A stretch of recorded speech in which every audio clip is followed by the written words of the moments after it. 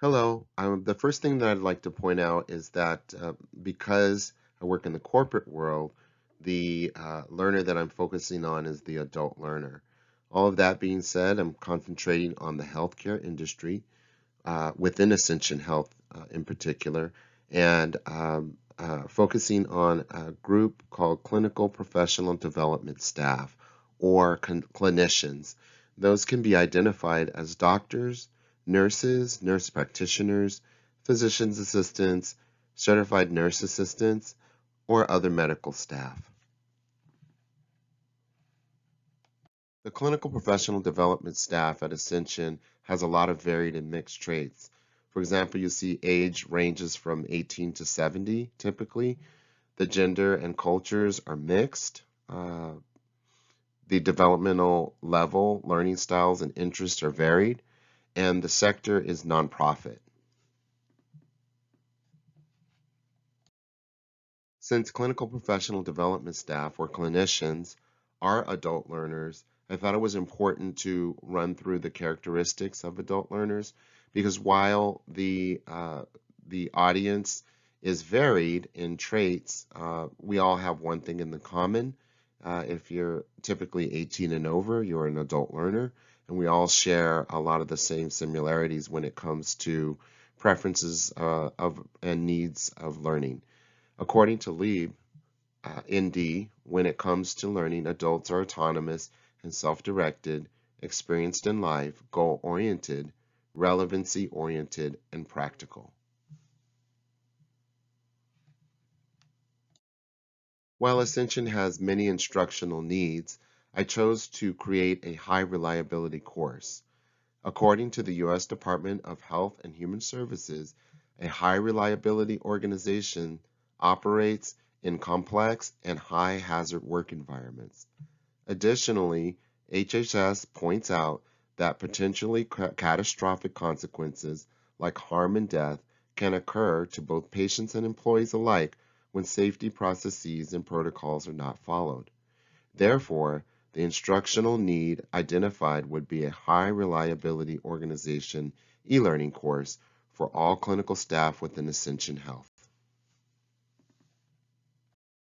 There are three types of people or groups within a healthcare environment that must be considered when discussing safety within an HRO. Patient safety, employee safety, and visitor safety. There are also non-human causes to patient harm, failing equipment, slip and falls, and natural disasters, just to name a few. Prior knowledge of HROs is varied throughout Ascension. All medical staff, through their education, whether they be MDs, RNs, MSNs, or have some other type of medical background, have covered patient safety in varying degrees.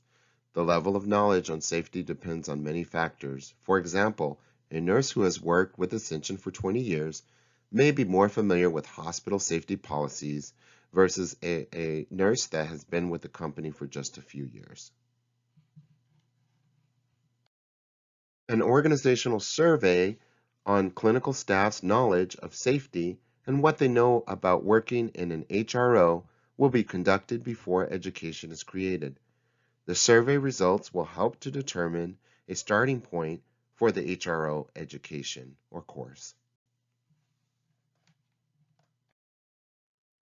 Multimedia would be incorporated by using scenario-based videos. Short 1 to 2 minute videos containing scenarios addressing HRL safety topics would be included. The presentation required that I go through some of the advantages and aspects of using this type of multimedia. Relevancy. Clinicians would watch HRO scenarios on what to do and what not to do regarding safety. Real-world connections. The videos would prepare clinicians by presenting real work-life scenarios. The solutions presented could be used immediately within their roles. Interactivity. The instructions would ask the clinician to pause after the scenario is presented. They would be prompted to write their responses down in a workbook and then be instructed to press play to watch the correct scenario unfold. By the end of the course, the workbook would be full of their responses from the scenarios. Collaboration. Clinicians could use their notebooks to respond and collaborate and have discussions with other clinicians, managers, and leaders. Motivation. Motivation would be high because the videos are short and there is not a lot of content to read. Engagement. Engagement is worked into the video activity because clinicians have to watch the videos in order to answer the questions in their notebooks. The assessment would be carried out as follows. Clinicians would be assessed with a 20-question assessment at the end of the course. The assessment questions would be related to the learning objectives and outcomes. Each question would be weighted at 5 points apiece. A score of 80% or higher would be required to pass. Articulate storyline would be used.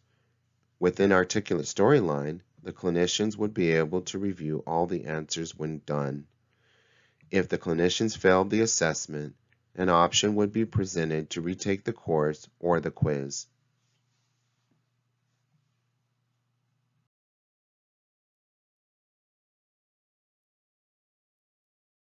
While I use articulate storyline frequently to create learning materials, I am not a pro at PowerPoint.